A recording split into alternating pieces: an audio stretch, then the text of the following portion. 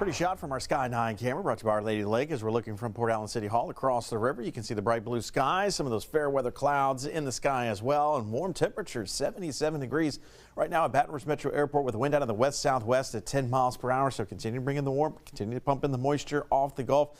Temperatures this evening expected to remain mild. You can see we got the green paw in place for the dog walk forecast as we work our way down from the 70s into the 60s. Not expecting to get out of the 60s as we head overnight. So that's going to be a warm morning start tomorrow. You'll notice with our futurecast fog how fog starts to spread inland as we go into this evening. And by the time we get to around midnight and beyond, starting to get encompassed across a good chunk of our viewing area and kind of hanging around for that early morning drive. So if you have that early morning commute tomorrow, watch out for the fog. Give yourself a few extra minutes out the door. But fog expected to dissipate maybe a bit quicker for tomorrow morning as opposed to what we've seen the last couple of mornings. You can see visibility back to clear by the time we get towards 10 o'clock. So what to grab? A few extra minutes out the door for that fog. Short sleeves, hairspray, going to have a breezy day, and then grab our free WAFB First Alert weather app to keep in check with what's going to be taking place in the days to come.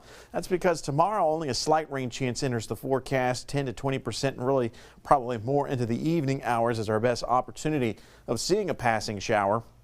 Once again, dealing with temperatures near 80 degrees by the afternoon. That future sustained wind, though, showing those elevated winds upwards of around 15 to 20 miles per hour sustained tomorrow afternoon. So expect a breezy day, and we could see some wind gusts in the 20, maybe even low 30 mile per hour range.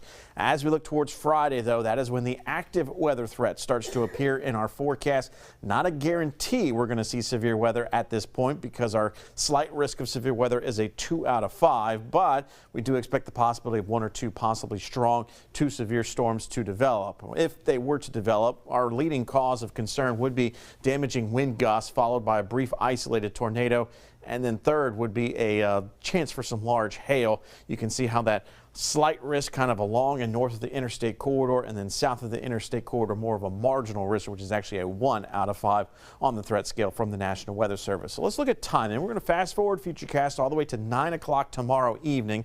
You'll notice a few of those isolated showers I talked about during those evening hours, but rains start to become a bit more numerous and a bit more intense, it looks like, as you can see here with Futurecast going into Friday morning. So a couple of rounds of showers and thunderstorms could be rolling in. Could we see some prefrontal individualized thunderstorms that could have a first round of maybe some severe weather threat, and then the secondary round would be tied to the front itself, maybe a broken line or a line of thunderstorms developing, kind of moving in late Friday night or very early Saturday morning. We think by the time we get towards daybreak, severe weather threat is over. Could still have some lingering moisture behind the front. That could still lead to a couple of little lighter showers into Saturday afternoon, Saturday evening, but brunt of the rain, brunt of the storms should be done by daybreak on Saturday, and then the colder air starts to work in on the backside of the front. Right now, the model that I just showed you, the European, highlighting areas to the northeast of Baton Rouge in terms of hardest hit for rainfall amounts, where we've got some localized bullseyes of 2+ inches of rain. Our viewing area, vast majority of it, right around an inch or less in terms of rainfall, so that would be manageable. Limited flood threat, it looks like, and maybe 1 or 2 strong storms, so most of us expected to get through this relatively unscathed. But we'll put that first alert tag in place for Friday to account for maybe 1 or 2 of those stronger storms to develop. Lingering rains into Saturday, mainly early in the day, but those temperatures are expected to fall. We're not even going to get out of the 50s Sunday, Monday, or Tuesday of next week, and flirting with a light freeze, maybe even Monday and Tuesday mornings of next week.